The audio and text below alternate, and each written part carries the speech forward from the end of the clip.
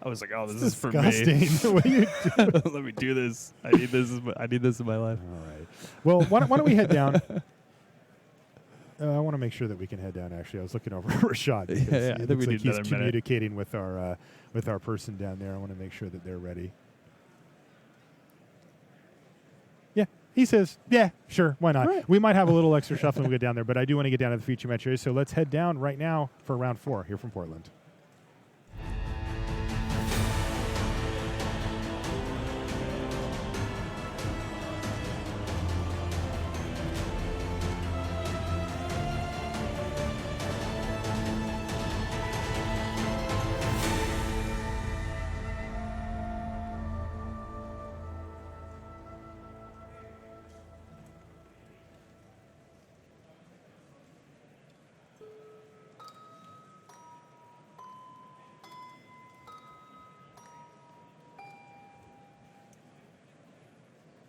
Hello there, and welcome to coverage of Grand Prix Portland. I'm Marshall Sutcliffe in the booth with Jacob Van Lunen, and we've got round 4 action lined up for you here, as we've got Nathan Stoyer. Take a look at Nathan here.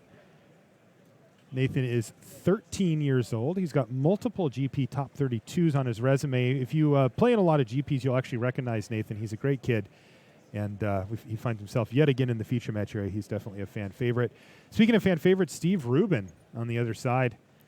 Well, that guy's a PT champ right there. He's number 7 in the world right now, and you can see that he's transgressing Nathan's mind here. And wow, look at that hand from Nathan. Very land light here. He's kept a hand with just 1 planes. Yeah, on the play.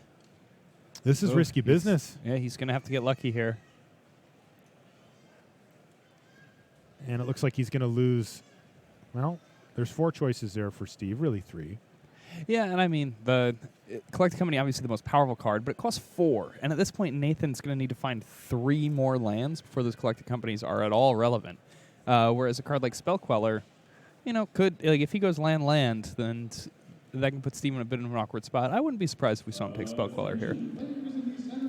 I got to tell you, this is going to be a tough one for Nathan, though. That was a very risky keep. Oh, he hit it, though. Ooh. Both of his other colors right off the top, though it is tapped.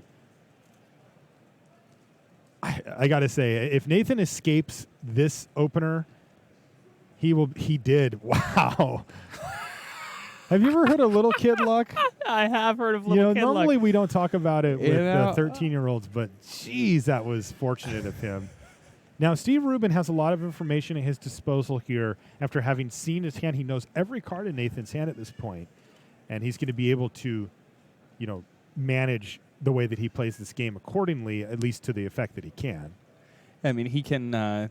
He'll essentially know every card in his opponent's hand for the rest of the game based on the fact that he can just assume that it's the best possible draw step that could happen. Yeah. So it looks like Nathan's going to go ahead and just. Well, all right. There's a sequence here that happens where Nathan spell quellers a Traverse to Ulvenwald, but Steve Rubin, being prepared for it, grasps the spell queller after all that happens, gets his Traverse back, finds himself a swamp, and we'll see where he goes from here. This still looks very good for Steve. I mean, there's nothing attacking him. He's the more controlling deck. He has his 4th land in play, and his life total is still 20. They're at card parity. I think Steve is pretty happy with his situation. Okay. Yeah, and it's interesting to note here as well that Steve, when he decided what to take away with the Transgress, he took Collected Company, which was a card, that at least at the time Nathan may have been least likely to be able to cast, and he had a redundant copy of as well. But Steve knew, look, I'm the control player. This game's probably going to go for a while, right? I'm not going to be able to shut the door on this game super quick with my deck. And as a result, I want to make sure that if Nathan does find those lands, that I have the long game locked up. And that's easily Nathan's best. If he just goes land, hangs around for a while, land, and he goes company, that's how Steve Rubin can actually lose this game.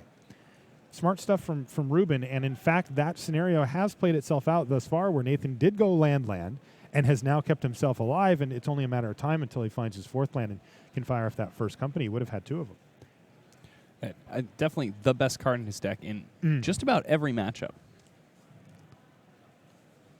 Reflector Mage, of course, is going to send back the Tireless Tracker from last turn, and now Steve's going to get back on board.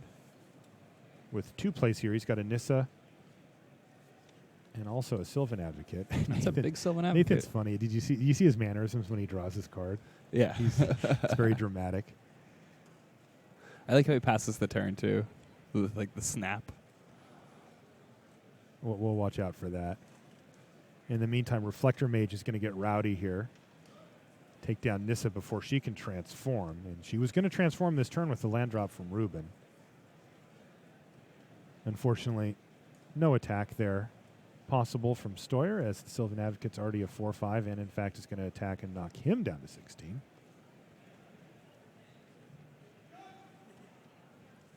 Okay, Tireless Tracker. But wait, there's more. Another Nissa. I'm assuming that's another Nissa anyway. Yeah, all right. So Nissa making a big advantage here. wow, a Clue and a Planeswalker? Yeah, and the Planeswalker gets to get another card right away. And Goodness. Nissa picked up another card by getting a Forest out of his deck. Just getting so far ahead on cards here, Steve Rubin is. Wow. What a great sequence for Ruben. What a great way to spend turn 7. Oh, yeah. I mean, it's just a delight. This is the type of turn that you really... This is why we play Magic. And now he finds a Liliana and a Traverse. Wow, he is just going off here. And I believe he has Delirium now, so... He gets to find a creature. Take a look at Traverse Ulvenwald. Yeah, he can get a creature or any land he wants. No. Traverse goes from getting a basic land Looks like he to getting chose any land or a creature. Ishkana, Graph Widow. Your daughter's favorite card? Absolutely. So many legs. Hard to blame her, too. What a great card. Right? Oh, my goodness. It's so good. You saw this card be quite annoying for these Bant Company decks at the Pro Tour. Specifically when you have Delirium. You know, if you play it on its own, it's really quite unexciting. But, man, when you run that thing out with Delirium, it's just they're just looking at it like, okay, I guess I'll Reflector Mage a token. Like, ugh. One interesting thing about Ishkana as well is that I have yet to see in the feature match area Ishkana get activated. Yeah. We haven't seen it once? Look, I'm saying I haven't seen it. Ooh. Yeah, so keep an eye on that. Maybe this weekend's the weekend. Ooh. Well. Yeah, he knew this was coming. Stoyer just decided that he wanted to force this issue. He decided to block, even though he knew that Steve had a Liliana because he saw it off of that activation from Nissa. And he paid for it here, though. Like, he protected his life total, but pretty brutal to just lose your creature there. Don't know that it's going to do much else, but... Yeah, I mean, this is the thing about a matchup like this, too, where Nathan Stoyer really needs to be the aggressive entity here. Once he starts playing the defense game, you know that he's losing. So, and he knows it, too. I mean, this game's over. Like, at this point, he's kind of just playing it out. Yeah, but he's just playing it out, maybe trying to get a little extra information from what Steve's got in his deck, if there's anything that he hasn't seen yet, or a new trick or a new toy that people are trying out here. Remember, Steve Rubin, he's one of the better players out on the Pro Tour. He's got a testing team. They very easily could have said, oh, well, let's try something a little different, and Nathan might have better information post-sideboard, but, like, he is very dead here.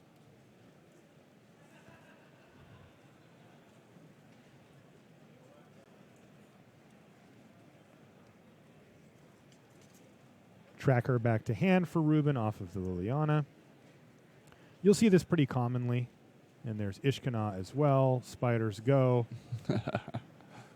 And like you said, when Nathan's this far behind, it's just too difficult to come back. Like, even if he finds a land here, uses his Jace to flashback Collected Company, or just plays it out of his hand, it's just there's no combination of cards that are really going to get him enough time. Steve Rubin's still at a very comfortable 20. So game 1 goes to Ruben. You see a look of concern there from Stoyer, and you can see why.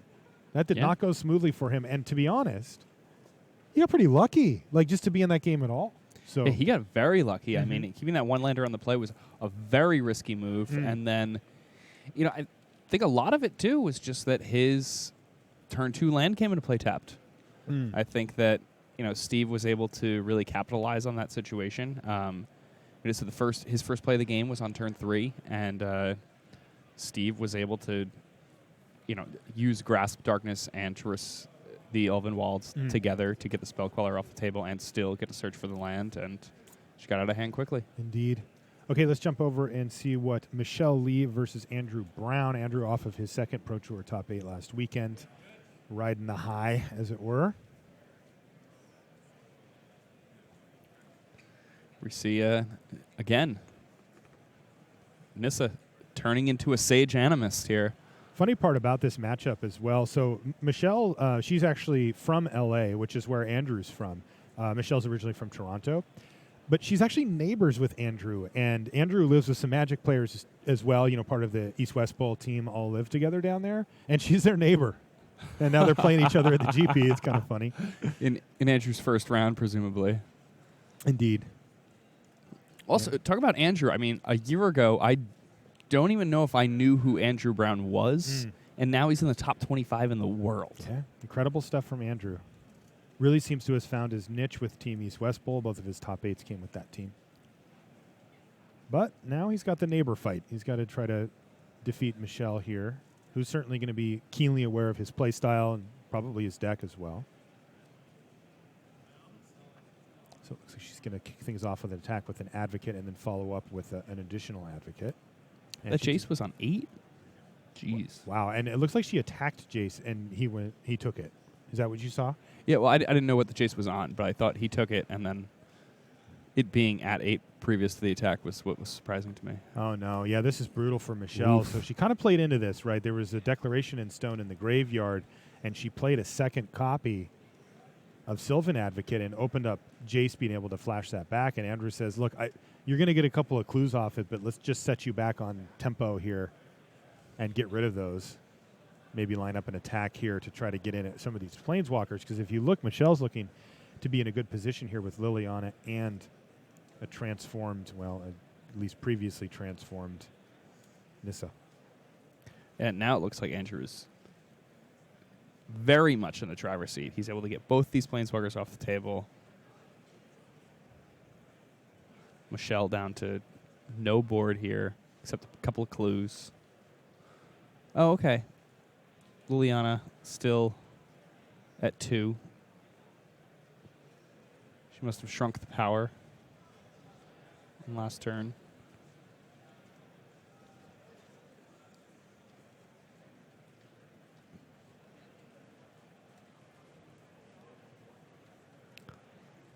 Also interesting that Michelle chose to wait to sacrifice those clues until Andrew's end step. I think that sometimes it's correct to sacrifice those clues when your opponent is attacking you, so you can look for instant speed removal spells, cards like Grasp of Darkness. Which you found here. Which she could have used to protect Nissa. Okay. Well, let's jump over to our main match. It's starting. We'll keep you updated on Andrew Brown versus Michelle Lee there, but I want to see how Nathan and Steve Rubin wind up here for Game 2. Nathan really never able to get a strong handhold in that game, and Rubin kind of able to really deploy his game plan perfectly. And now we've got Nathan, though, on the play, and with a nice little 2-drop here to kick things off. He's got a Duskwatch Recruiter. He had a Duskwatch Recruiter. Down it goes. Draft 22 to the blue gathering point. Draft 22 to the blue. And that's nice that Steve Rubin was able to have the black and the Grasp there, because passing the turn and letting Duskwatch Recruiter transform is often disastrous. A little awkward here for Stoyer. His third land is unfortunately a tap land in the form of Evolving Wilds. He didn't have any 2-drop. And it looks like he didn't have a 2, yeah. Rubin's in a similar scenario. He's played an Evolving Wilds for his turn 3, but with an empty board, he's like, sure. Yeah, empty board is good news for Steve and bad news for Nathan here. Exactly. Again, Nathan, when we watch this matchup, the Bank Company versus Green-Black Delirium, Nathan really needs to be the aggressor if he wants a chance of winning. When we start seeing him play a defensive game, then that usually means that Steve is in a very good spot.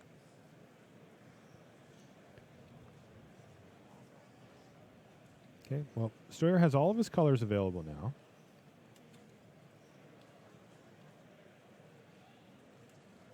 Ooh, another tap land. Wow, and no 3 either? It could be Spell Queller. Okay. He wants to leave up Spell Queller. That would make perfect sense here.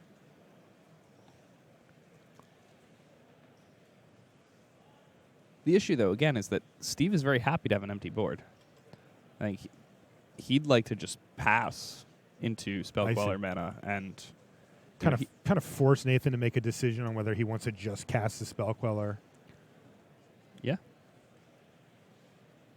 Which he probably should at that point, right? Like, I think I would. If your opponent's not going to give you a target for it, you may as well give him, yeah, it looks like that's exactly what happened here. So Spell Queller's just going to hit, so Nathan can start beating down. Yeah, looks like to the slaughter it may go. Indeed.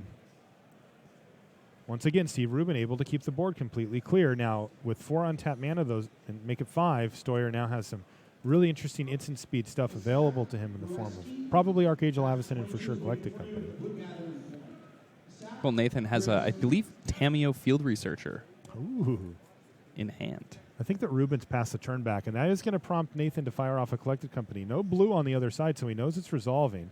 It's just a matter of if Rubin can keep up with the tempo and the card advantage that it gains here by flashing in 2 creatures on end step.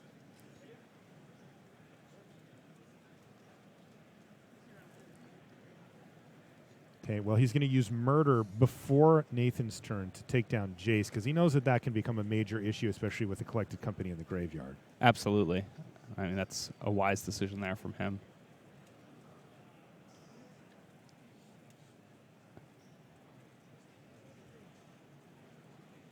Surprised we didn't see the Tamiyo come down that turn. Tracker, no land drop. And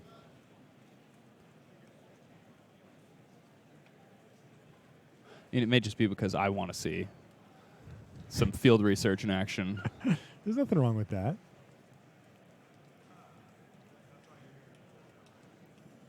Vessel of Nascency. There's a card that has gotten way better recently.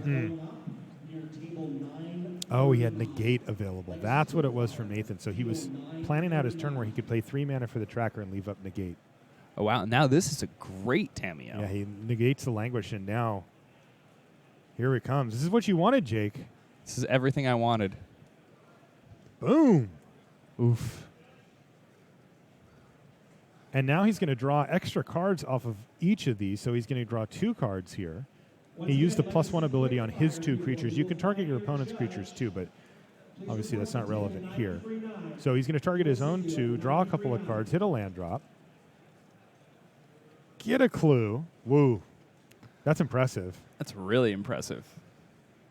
And now Steve, if he wants to, contain this board, he needs to use actual removal spells, because if he tries to just play creatures to gum things up to block, that's not going to work. No. Tamiyo's going to say no. Those will not be blocking today.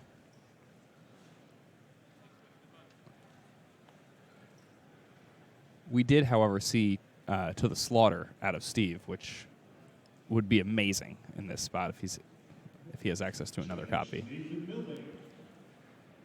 Judge Nathan Milbank, please report to the parents board just delivered to you. So Steve is going to grab Liliana and play her, it looks like, off of this Vessel.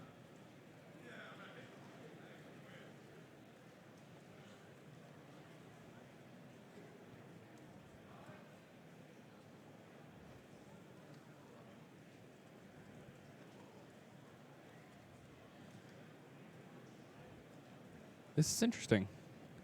He has some options. I mean, he can grab a creature out of his graveyard.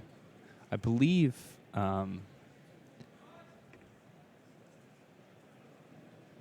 that play doesn't set him up too well. I think the problem is that Tamiyo, of course, can just tap down anything that comes from the other end, and that 4/5, which would normally be very good at blocking here. Just going to get slapped away by Tamiyo's research journal here. Just Nathan may choose to do it differently, though.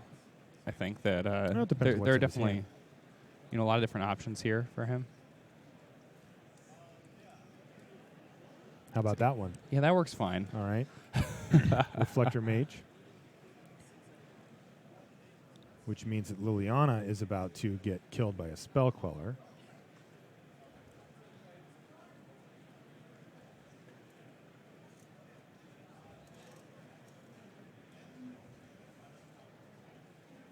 And since he got to plus, again, it's anytime it does damage, combat damage.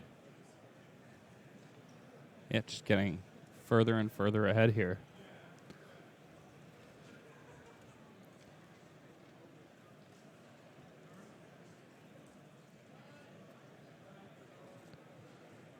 Yeah, Steve not looking in a good spot at all here. I mean, I think he can cast Emrakul, though, right? Yep. Confirmed Emrakul here from Steve Rubin. Trigger on the stack. Emrakul on the stack. Trigger resolves. Emrakul resolves. Now, he is way behind here, but this might be the way to come back. I mean, he's at least going to be able to run one creature into the 13/13, just toss it in the bin. Yes. So Tireless Tracker won't be on the table anymore. I think it depends what's in Nathan's hand. I mean, he's got to be able to do some serious damage. Holy smokes. Look at that hand. That's some pretty serious damage that he's capable of doing here. Right? Because he can... So one of these creatures gets to just attack into Emrakul like you described. So that one he can just do. He can minus Tameo. Yeah, and tap permanents. Mm-hmm.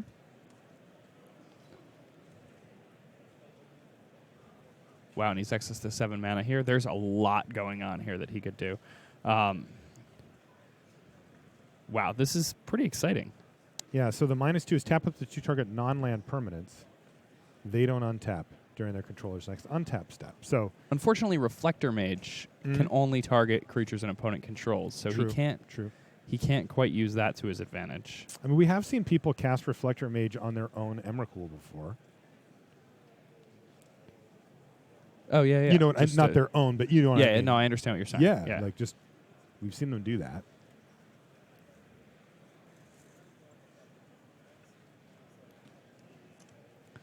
I think that we're definitely going to see him use the Declaration. Yes. We may see him spell queller his own spell here. That could happen. Also, there's Lumbering Falls. If he's worried about a Lumbering Falls, he can run that into Emrakul.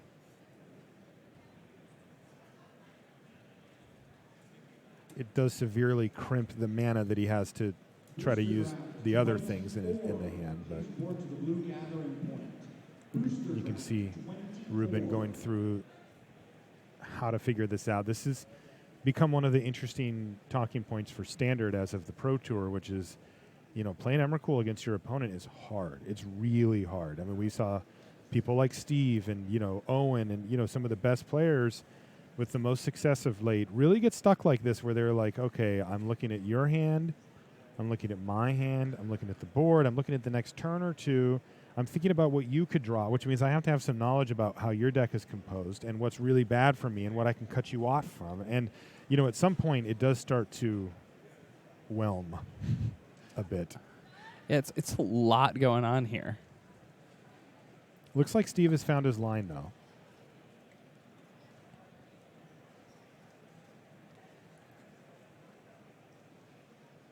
And now, just forced to pass the turn back. Not the worst spot, though. That wasn't great, if you're sitting in Stoyer's seat, but it wasn't the worst. He could recover. He's at 18. He could absolutely recover from this. Yeah, we know how good Tameo is against Emrakul. Just keeping her locked down is a big deal. Yeah, there aren't many cards that contain a creature that big. Tameo is one of them.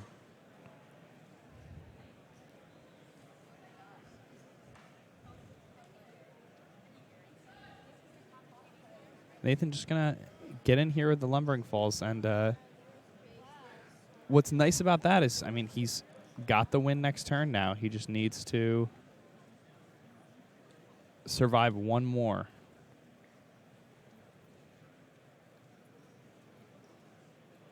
can see how serious Nathan is. He usually has that look on his face. I've seen him at these GPs recently.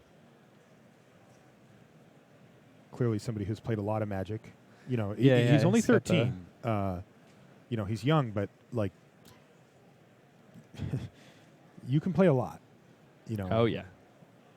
You know, we've got Reed Duke in the booth later. You know, he started when he was like 10. He's been playing his whole life. Yeah, it's just his whole life. You know, So cool. I'm sure Nathan started before that. Probably. I mean, with how good he is, he just kind of had to have. And Ruben's going to put Nathan in an awkward situation here where he's going to attack Tamio and force him to decide whether he wants to keep Tamio or his best attacker, Sylvan Advocate. Now, the thing is, if Steve is out of gas, that leaves Steve dead. But if Nathan says, yeah, I'll block it, and then Steve actually has a chance because it means that he's not facing lethal. Unfortunately for Ruben, young Nathan Stewart passed that test, said, yep, you did it. You killed my Planeswalker. And that meant that he had preserved lethal attacks on the battlefield. And he takes game 2. Doesn't look that happy about it, but I think he's more concerned with his sideboard coming up. We saw Tamio do great things there. That's something else we talked about before this round even started, that Tamio is a card that was present in the one of the undefeated lists at Grand Prix Rimini. And that's another Bant Company deck. And this is a card that didn't really have much time in the spotlight before the Pro Tour, at the Pro Tour. Not many people played with it. It's a card that is obviously very strong. Mm-hmm. But now, on Magic Online this week, we've seen a few Bant Company decks that are taking advantage of Tamio, Field Researcher. Over in Rimini, there's an undefeated 9-0 deck at the Grand Prix playing Tamio, Field Researcher. And now here we are in round 4. Neither player has a loss to their name. And 13-year-old Nathan Stoyer showing us what this new Planeswalker is made of. It's kind of exciting. Seems that there's a gathering of Planeswalkers. Yeah, over here. There's actually quite a few of them. There's a lot of cosplayers here in GP Portland, and I actually think that that Megan Wolf is over there, maybe doing a piece, a written piece for the website. Oh, cool. Yeah, I know that you guys should check that out later. Yeah, she's been interviewing them, and they're all over here, kind of in the text writer area. So if you're into cosplay, I can see a Nahiri, I can see a Kiora. There's a Liliana. There's a Sorin over there, a Jace. So yeah, we've got there's a lot going on. If you're into that, there very well may be a piece up on Daily MTG for this tournament by Megan with the vibrant cosplay scene here in Yeah, Portland. it's kind of cool how that's grown out of nothing also. Or a short while ago, that was something that didn't really happen at Magic tournaments, so now it's become commonplace. Ooh, is that Koth of the Hammer? Yes, there is a Koth over there. Oh, that's a cool one. She is dressed up as Koth. Yes. Looks like Reed wandered over and found the Planeswalkers as well. He's like, hey, I'm also a powerful mage. Hey, guys. Yeah. Talk to you about casting spells, increasing my loyalty. All right, looks like our players are just about ready. Post sideboard to head into game 3. Gotta like Ruben here, right, on the play? Oh, absolutely. I think this matchup is very good for Steve. One of the major reasons people brought Green-Black Delirium to the Pro Tour was because of how well it was positioned against these Bant Company decks.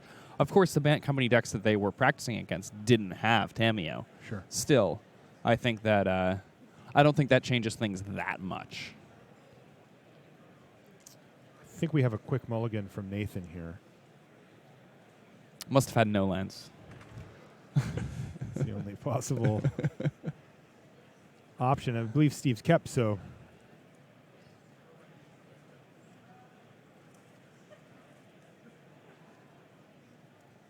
we shall see. And we take a look at these full 75s. Greenback Delirium is an interesting deck for this weekend because, I think coming into this weekend, a lot of people might have been afraid to play that deck. It's a very mid-range deck. People are going very, very large in this format. Would you have wanted to play something like Green-Black Delirium in a world of Teamer Emerge and things like that? I think I like taking the Clash of Wills approach or the I like that a lot. that Yeah, kind of thing. Yeah. I don't know. Maybe a blue black deck or a I don't know. I don't want to lose to Emrakul all weekend. I'll put it that way. I'll second that. I really liked LSV's column this week on Daily MTG, where he talked about the big decks from the Pro Tour and rated them with 1 through 5 tentacles. Very nice. All right, good start for both players, though. After that mulligan from Nathan, he's got a turn to Sylvan Advocate, one of his better threats. He is facing down Liliana, unfortunately, not attacking for a lot of damage here, though he's going to send a message. Send in there for 1.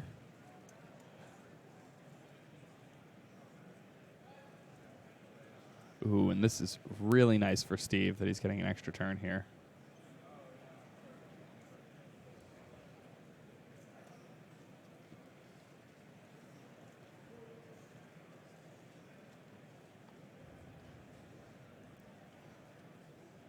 Things are working quite nicely for Steve here, though. He has to be thinking that he's going to face down, a Collected Company or at least a Spell Queller. I like how he pauses a bit when sacrificing the vessel, hoping that that's when Nathan's going to use the Collected Company so that he gets a big language the next turn. Like, Pass priority.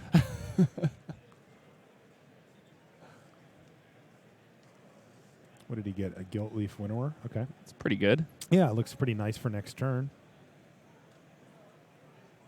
But he's going to have to kind of brace himself here because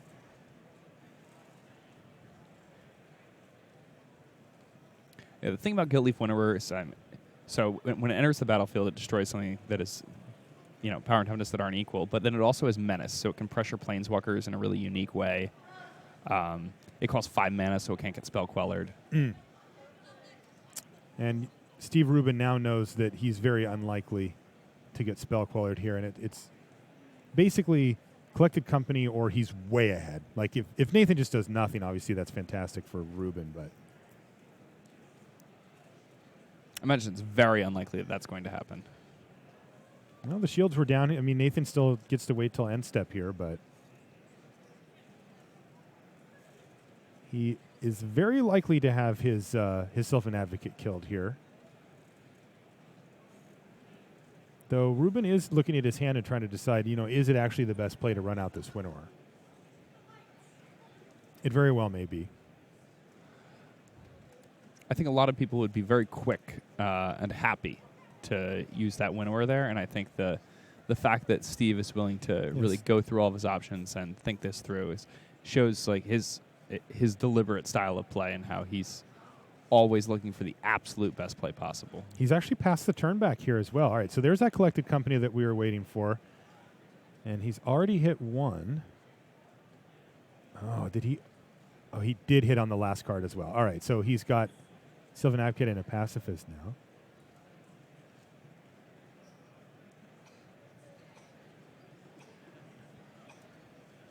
Oh, thank you. By the way, chat points out to us, Winnower is non-elf, and that is actually an elf.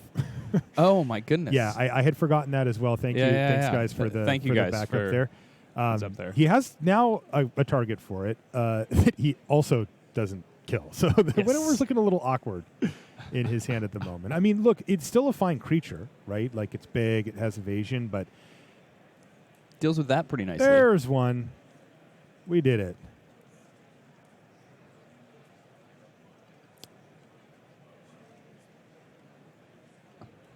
Interestingly, too, he can combine the Liliana activation on a creature that has equal power and toughness to unequal it. Just, again, non-elf creature, but,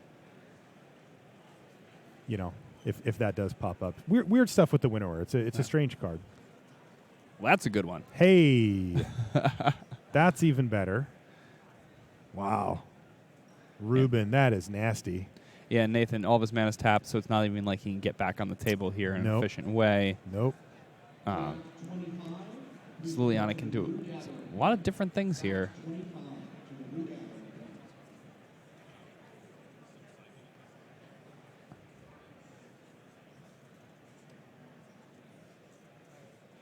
He may choose just to go upstairs with it. I mean, He wants to get something back here. He's got some targets. I like that too. Yeah, I saw an Emrakul in there. There's also just a Sylvan Advocate if he wants that. Just going to go with Big Poppy. It looks like it. Yeah. He's probably getting close, right? He's probably at, like, I can't quite tell from the yard, but he's at, between 11 and 13 worth of mana for Emrakul if you include the 6 lands on the battlefield here. So, Yeah, 1 or 2 more lands and he's there. yeah. Looks like maybe he's laid out those top cards as the different ones for us, which would be really handy. Yeah, that's exactly what he did. So he's actually got 6 types right now. So, yeah, once he gets the 7th land. Yeah. He's going to go ahead and transgress for this turn, though. And that's going to prompt a Collected Company from young Nathan Stoyer here. And can he hit? Ugh. He really needs to find some sweet stuff here. Well, he did pretty well. Pretty sweet Yeah. to exile that So he gets transgress. to gobble up the transgress. That's right. And then he has one of his better late game threats. But, man, it never stops from Ruben, does it? God, that's got to be tough. Stoyer he got back-to-back languished for value. Yeah, and this languish, the fact that it's going to kill that spell queller, allow him to cast the transgress in the mind. I think Nathan Stoyer's down to basically just Tameo in hand, maybe one other card, and he's in a really rough spot now. Yeah, that is going to make life very difficult for him. No, he's got a little bit going for him. Transgress is going to resolve now. Takes a spell queller away and passes. But as we mentioned, if Ruben has a land drop, boom, Emrakul time. Land off the top there, off the clue, I should say, from Stoyer. This is your last call. So we're trying to decide whether or not to just play Reflector Mage, I guess. Closing for the 2 p.m. two-headed play. God, with Ruben at 19, the games he's won have been real shutouts here. I mean, it's not, Nathan didn't do a ton in game 1, but in game 3 here, he has done a lot. And Ruben just seems to have had the answer at every corner. He doesn't hit his land here, or he does, but he wants to just go off with Evolving Wilds and be patient. Yeah, the Evolving Wilds, the fact that the mana-producing land comes into play tapped means he's still just 1 turn away. Yeah. And there's a Reflector Mage, but that is going to prompt a response here.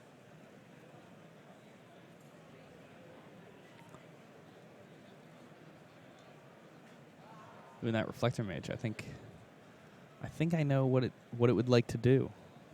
It would like to run headfirst into a 13/13. That's what Ruben's thinking.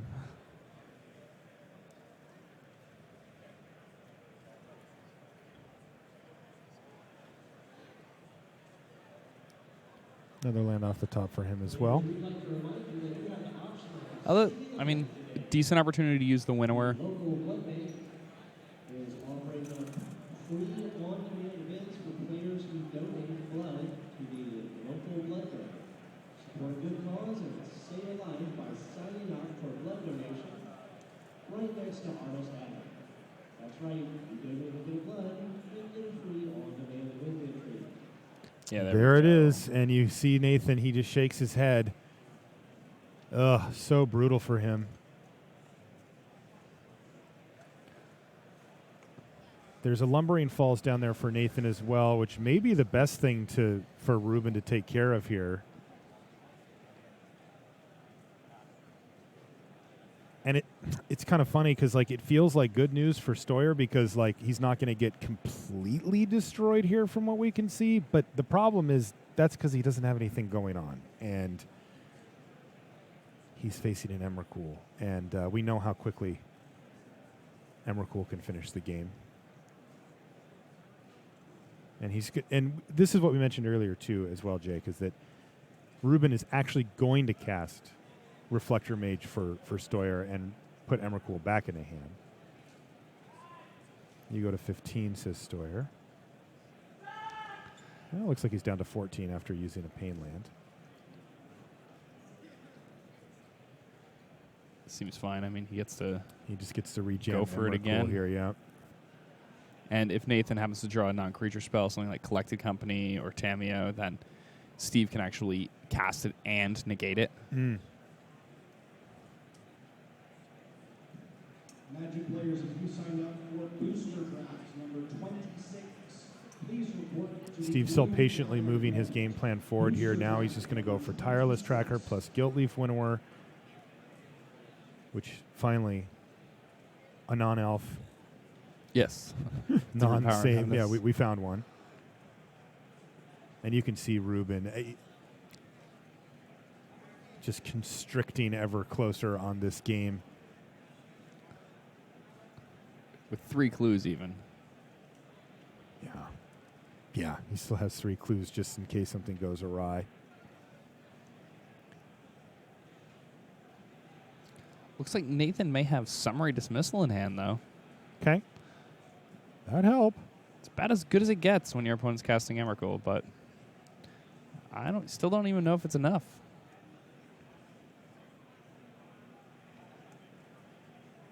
Okay, here's Emrakul again, and you're right, that was a summary dismissal, so class is dismissed. Emrakul, you can go home.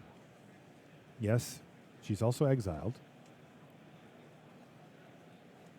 And the clues just keep flowing here for Ruben, who's now free to attack, even with his Tireless Tracker. He's got the 2 mana up, and of course plenty of clues to sacrifice for it. So Nathan is going to see this, and looks like just no blocks. He can take the hit, but not too many more of them. It's down to 12. He's falling behind very, very fast. Yeah, this is what Steve Rubin's been building up for. He's taken a patient tack to this game, and now you can see that he's significantly ahead on board and has 4 clues as backup. It's going to be very difficult for Stoyer to come back from this one. He may have to pick up his first loss here. And that Hissing Quagmire, quite a bit larger, thanks to Sylvan Advocate here. Yeah, I think Steve's just going for the win here. Like, I think he senses that Nathan's pretty much out of gas, and if he can find a removal spell to point at the Reflector Mage, he can just attack for lethal. Though it looks like he may have failed to find that removal spell. He's got a Hissing Quagmire, though.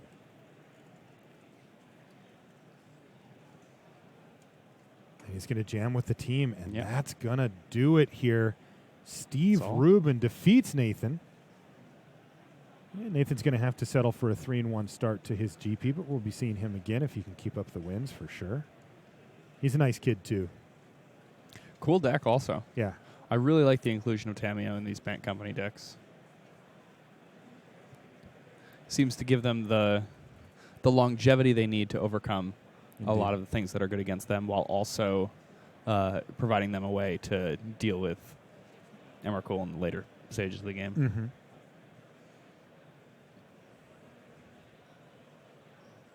All right, well, let's jump back over and see how this match between Michelle Lee and Andrew Brown is shaping up.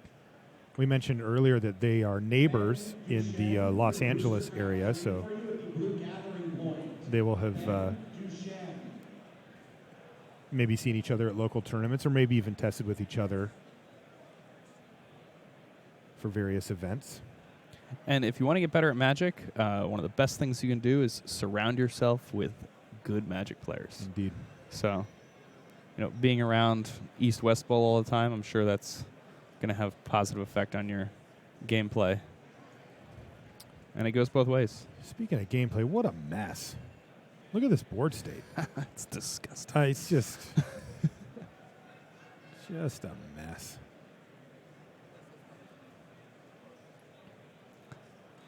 Interesting. It does look like Andrews decided to start attacking here. He just wants to get some cards going, or what? He's got to work his way through the spiders eventually, right? Yeah, and I think what he's probably done here, we came just at the wrong time, but I think he's plus Tamiyo on these 2 Sylvan Advocates, maybe. Yeah, that's exactly what he did. And he just said, okay, let's trade some stuff, whatever. However you decide to block or not, I'm going to get cards. And he does. He peels 2 cards off the top of his library. And frankly, in a situation like this, it just makes great sense, right? Just get in.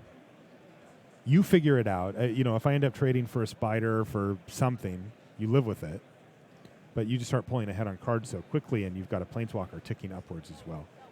One of the things that's really cool about it, too, is that the 2 creatures he chose to attack with were both Sylvan Advocates. Uh-huh. So he's kind of baiting Michelle into blocking in such a way that both of his Sylvan Advocates die. So he's still drawing cards off of those. But that Michelle has 2 Sylvan Advocates of her own. And if she actually takes the bait and gets both of them off the table, then Andrew Brown can use a card like Declaration in Stone and get rid of both of her Sylvan Advocates without really affecting his own board at all. He drew that Declaration in Stone here and might start crafting that plan. Interestingly, from Michelle Lee's standpoint, one of the things that she does have going on here is Liliana. And we have seen Liliana Ultimate multiple times at the Pro Tour, and maybe she's got a chance to start plussing Liliana here and threatening an Ultimate with a pretty well-developed board here. I mean, look at all those creatures that Michelle has accumulated here. It's a lot of blocking, to try to protect a Planeswalker. Ishkanite Graph Widow, again, tearing Bank Company to pieces.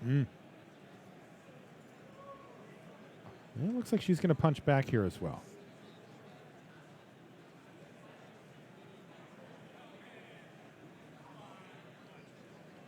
You know what's interesting?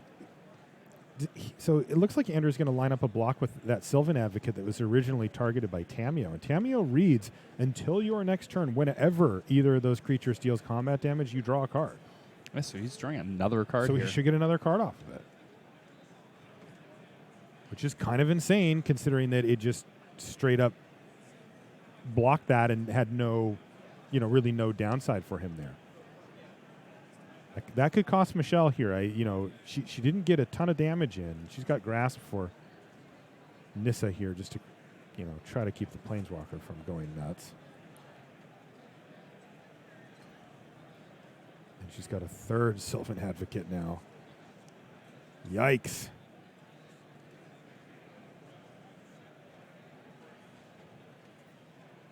Now we're going to see Declaration in Stone, I would assume. Whoop. Brutal.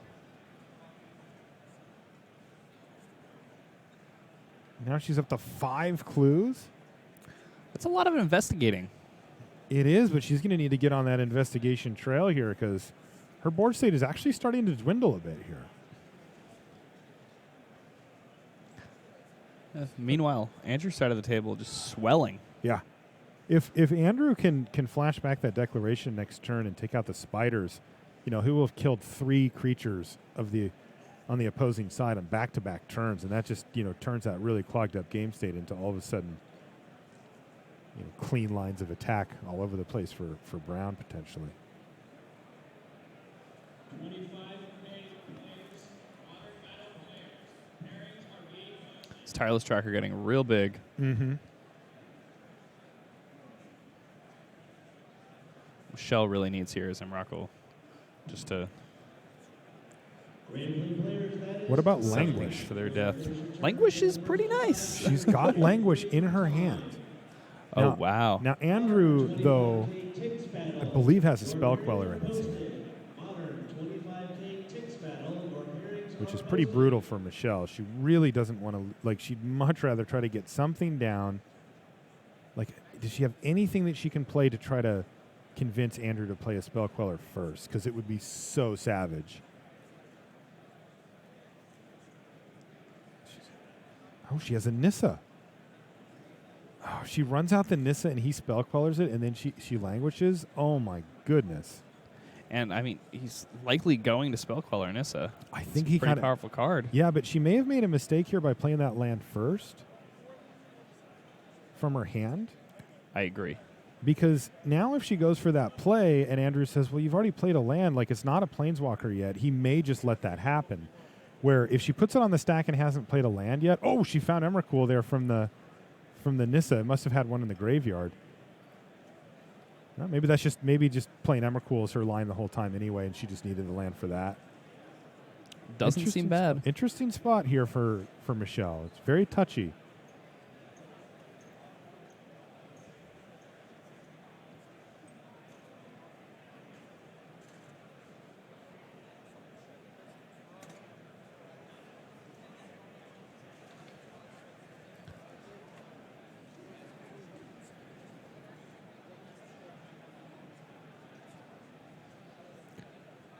And this is very good, especially with these planeswalkers on the other side of the table. Okay, Spell Queller's going to hit the battlefield for Brown. He wanted to have control over that, make sure it hit, and now Michelle is in the enviable/unenviable position of having to figure all this out. Some of it's easy, right? Like Jace minus, forgot to flash back your spell. That part's easy. Yeah, or Jace minus Declaration in Stone.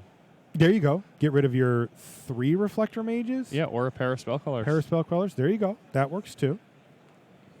You know, it's again though. It's such like. Do you really want to give your opponent 2 or 3 clues?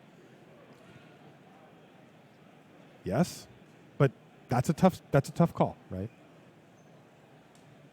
Like if you feel like you can manage the board as it sits, then you don't. But that is very tempting. You can see why Michelle did that. Now, she can -2 Tameo to lock down a couple of creatures, maybe the 2 Spellquellers.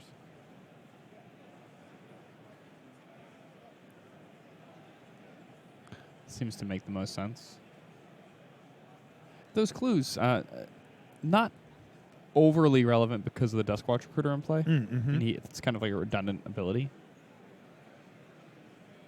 You're saying he already has a steady stream of card draw. If he wants that steady stream of card draw, he already has access to it. So Fair. I feel like it's I mean, it's going to pretty die. good. Oh, yeah. So, on the board very temporarily here. Good God, that was disgusting. Look at this turn. So good. I mean, the 3 clues were a little bit annoying from Michelle's side, but she literally just wiped his whole board of every creature he had. Say hi to Emrakul, everybody. Left him with 2 lands in hand. Unbelievable. I, for one, welcome our new Octopus Overlords. Well, I think Andrew may disagree with you, as he's chosen not to play Emrakul in the tournament and just got destroyed by Michelle and Emrakul. So Tameo's going to take one for the team here, lock down Emrakul and that massive Tireless Tracker for a turn cycle. Michelle's still at 20 here? If that's correct. There it is, 20 life. Yeah. Now she gets to start pegging away at Andrew.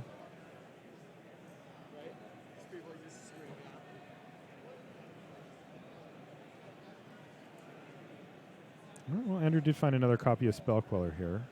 He's going to gobble up one of the spiders. What did that spider ever do to him? Yeah, well, he squashed it. He's down to 7, though, and Michelle is looking to be in very good shape here to equalize and force a game 3 here in the 4th round of action at Portland. And she even still has that Nissa that she now is going to play her land. Yeah, her plan has really come together here. It revolved around Emrakul last turn. That was the big swing.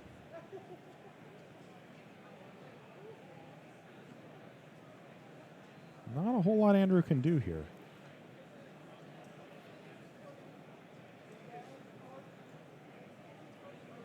Michelle found a Languish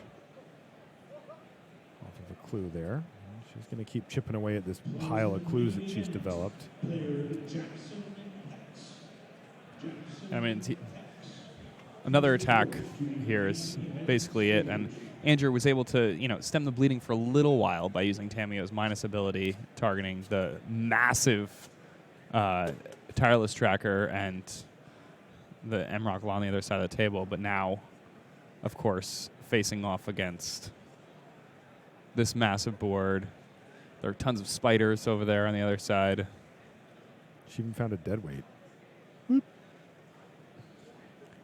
That's going to kill that thanks to Liliana. So no board once again, and I'm assuming that that's extra turns there. Have you noticed that Andrew's been ticking up that die on the top? Yeah, so I guess if she doesn't win This on is the turn 3? very next turn. Yeah, the key here, Andrew, is trying to maintain his lead, because if this game draws, then Andrew's the one who wins as he's up a game. And Michelle is fighting to equalize and force a draw, which is, of course, not what either player particularly wants, but it's certainly in Michelle's best interest to try her hardest to win this game, and it's got to be now. And I think she's got it. She just drew a Grasp she's of got it. Darkness. So she can take out the Reflector Mage and attack for lethal here pretty easily.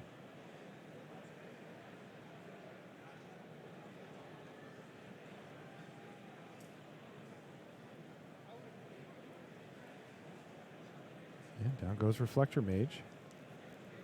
Yeah, so Andrew would have to deal with both the Tireless Tracker and Ashaya plus some number of the other creatures. And that is Not going to be looking good. incredibly difficult for him with only the 4 mana. Now, if he does have a Collected Company in his hand, he could company into a couple of Reflector Mages, but he doesn't have it. And Michelle Lee is going to Ooh. take game 2, and that means that this match is going to be forced into a draw. Nobody's happy about that this early No. in the tournament, No. but it's just how it goes sometimes. It is. The matchup is very, very grindy, as we say. Okay. All right, so, and we are in turns here as well, of course, in our last match, which is Seth Manfield versus Kristen Fagan. And we've got Bant Coco versus Bant Coco, so it's no huge shock that they've gone to extra turns as well here, as once again this matchup can be quite grindy.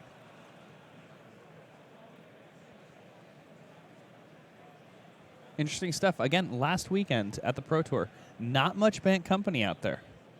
There were a lot of other decks that showed up, really kind of changed the metagame a lot, and here we are this weekend. And again, I think a lot of people still have a lot of faith in this Bant Company deck. Yeah, this is what I was thinking we were going to see at the Pro Tour, and I was like super happy that it didn't end up being like that, because these matchups are, man, they grind. You know, they just chip away at each other. Spellqueller, very good in the mirror. Collected Company, still the best card, though. It does come down to Collected Company a lot of the time, doesn't it? And what you hit off of it. Yeah. We've seen some of the lists really push towards that card as well. Not just being built around it in the sense of like, oh, I've got enough creatures. Like, all creatures, Collected Company.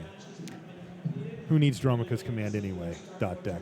Yeah, people are, going 5-0 in competitive standard leagues playing decks like that are just 30 creatures, 4 Collected Companies, and 26 lands. So I'm guessing that die down on the bottom is turn 2. You see that one? We'll have a mighty clash happening. Yeah, Tamiyo, while quite good against a lot of different decks when you put it in these Bant Coco decks, not very exciting in this mirror match. Oh, it's not that good in the mirror? I think the presence of instant speed cards like Collected Company and Spellqueller really just make it a pretty dangerous play.